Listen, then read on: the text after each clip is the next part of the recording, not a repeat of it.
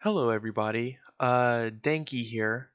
I kind of wanted to do a follow up to my last video where I talk about how the proletarian revolution is pretty much inevitable, seeing as it is intrinsically part of the capitalist system. It's almost like a self destruct uh, built in to the system. Designed uh, and perpetuated by uh, the very means by which the capitalist system propels itself forward. So by that means, the proletarian revolution will come about wherever capitalism is present. It will ferment the proletarian revolution. Now, I also talked about uh, why I personally believe that the proletarian revolution will come about in the countries where capitalism is its most is its least developed, because it would not have uh, invested capital in the very necessary government resources needed to protect capitalism. So for example, without a strong police force to protect the private property of the capitalists from the rioting proletariat, they would not be able to keep their holdings, and they would not be able to resist the tide of the proletarian revolution. So, with all that said, um, it's in my humble opinion that the uh, proletarian revolution will come about in the countries where capitalism is weakest, in the countries that we here in the West consider uh, undeveloped and backwards. Uh, and this isn't without historical precedent. I mean, we can look at the Soviet Union, for example, how um, in at the start of the 20th century they were very technologically poor and backwards, and the people, the majority of the people in the Soviet Union lived essentially as in feudal serf-like conditions, and so we can sort of see how in this aspect the the communist revolution that happened in Russia was able to propel those people from what was essentially feudal society into an industrial superpower within a single generation. Um, you could probably imagine the change in living standards akin to taking someone from the 1400s in England, say from the time of maybe even from the time of like Robin Hood, and you bring them to modern day America, or you bring them to America circa 1910, and you say, "Behold the modern world."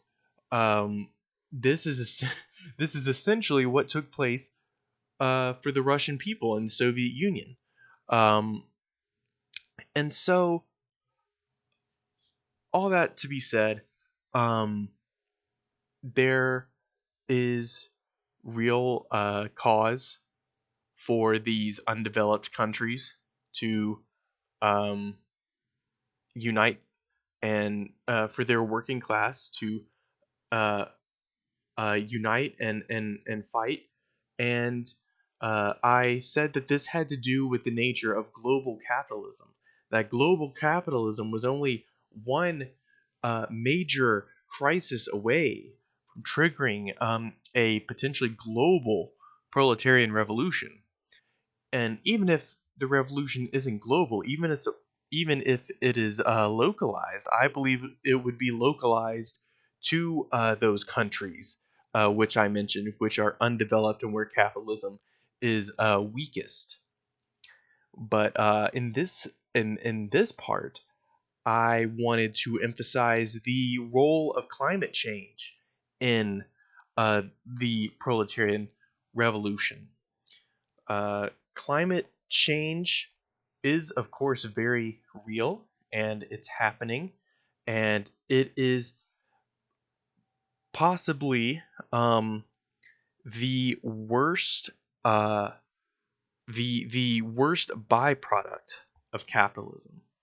Um, I was going to say it was a byproduct of the Industrial Revolution, which I mean it most certainly is, but it is the greed and the short-sightedness uh, of capitalism that leads us to, marching forward blindly to our deaths as a species, only for the sake of profit, only for the sake of uh, big profit for the big oil companies and energy companies.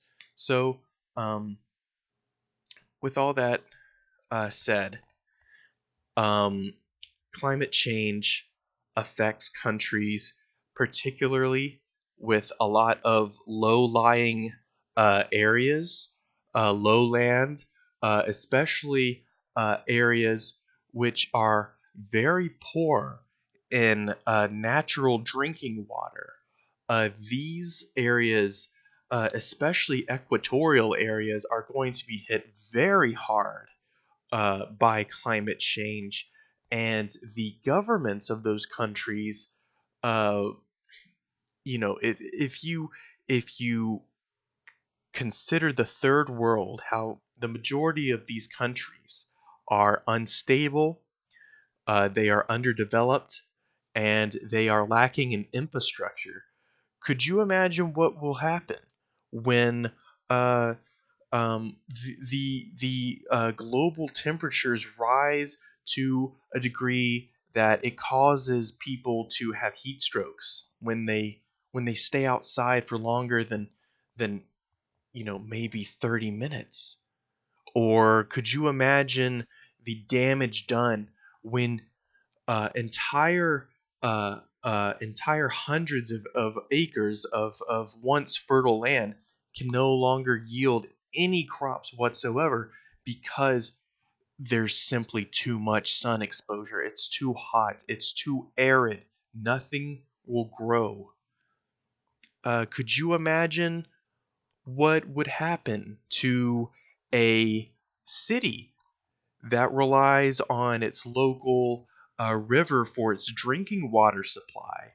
Uh, when ocean levels rise and the salt water begins to uh, percolate into the water table and mix in with the fresh drinking water, you get a condition called brackish water.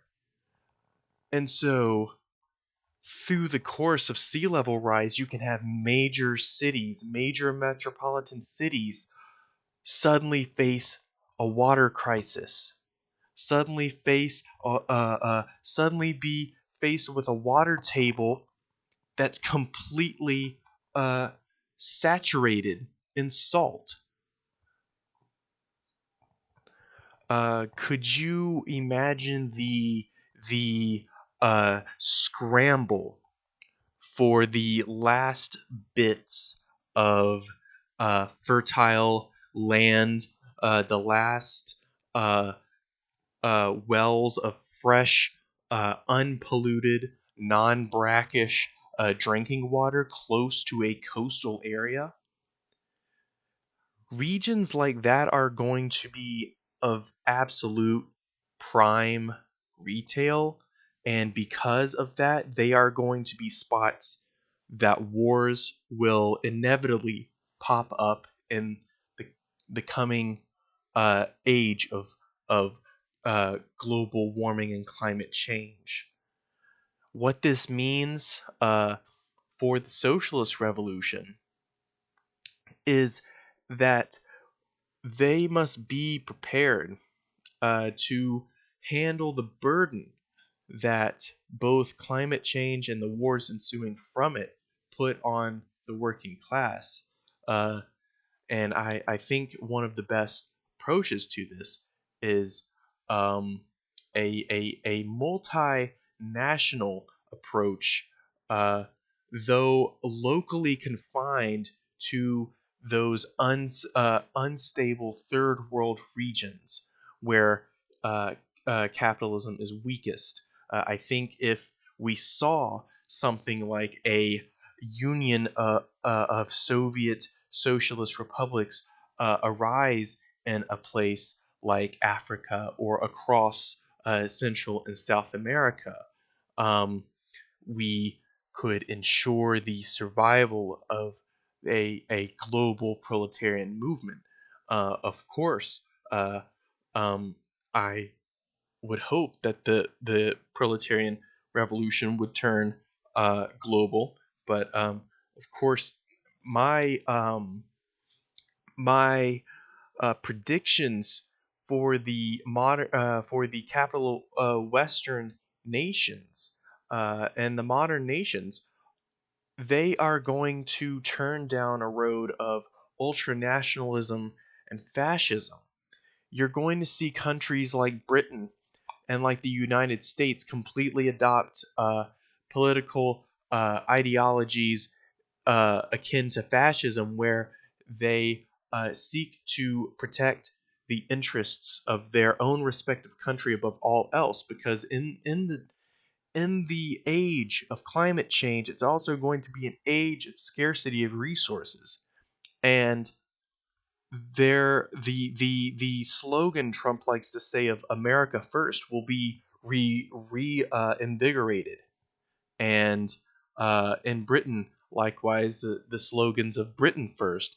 And so you will see these modern Western wealthy nations sort of try to rally the wagons and hold on to the riches and wealth they have and resources that they have, and you will see a series of walls, not perhaps not literal walls, but heavy, extremely heavy border enforcement across the borders of these Western uh, or just modernized countries. Because it could be that China uh, and countries like China and Japan also and South Korea also just cut themselves off completely from the rest of the world, and they say, "Good luck, everybody else. We have everything we need here."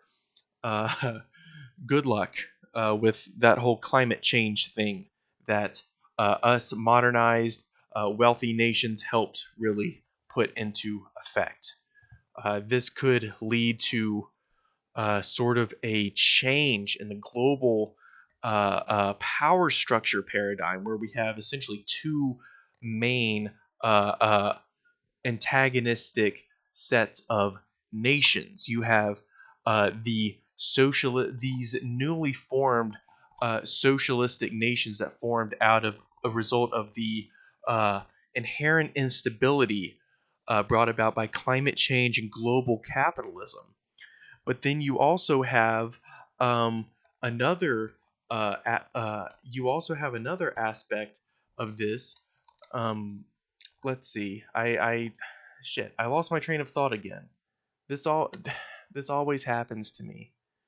Uh, come back in part 2 where I can actually rewatch what I've been talking about so I can get my train of thought back. And as you can see, it's very early. It's very early. It's very late. I'm tired, but I can't stop. Uh, I feel like I have to voice these kinds of thoughts. Uh, to me, it's almost like a therapy. It's like I just gotta get them out. I gotta talk about this kind of stuff. Um. Oh shit. Oh yes. Oh okay. Okay. I remember what I was going to say.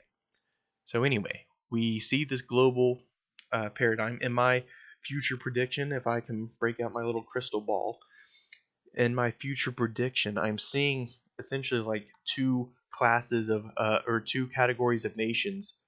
This sort of new socialist block of nations that form like from these third world unstable countries, and then the traditional modernized capitalistic westernized countries sort of rally their wagons and form this block of just hyper nationalistic, fascistic, anti-immigrant uh, countries. So, um, yeah, I mean, we can look forward to that. Like, so we can look forward to the great war between like the Brazilian uh, SSR and the United States of uh, the United States of North America and the Pacific territories, the Grand Empire of Her Majesty Great Britain, renewed in a fascistic fervor um, to reclaim what little fertile land left remains. Um, so with all that being said, this hasn't been a very hopeful video, but global warming's not a very hopeful topic. Um, Thanks capitalism for fucking up the world and condemning us to a future, probably to a future century marked by war, economic instability, and turmoil. Um, but to leave on a happy note, though, I think the only, pretty much the only silver lining you can take from this is that it will push global capitalism to the breaking point.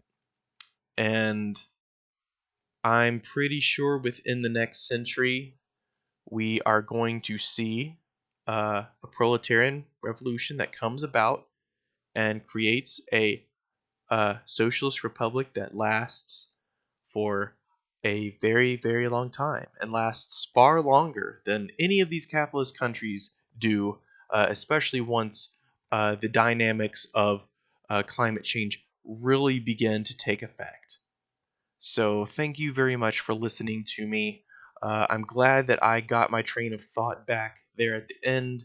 That sometimes happens to me. I just start rambling, prattling on about like the class struggle and all that shit, and then I forget what I'm talking about like halfway through.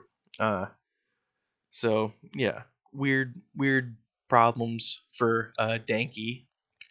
Anyway, thank you.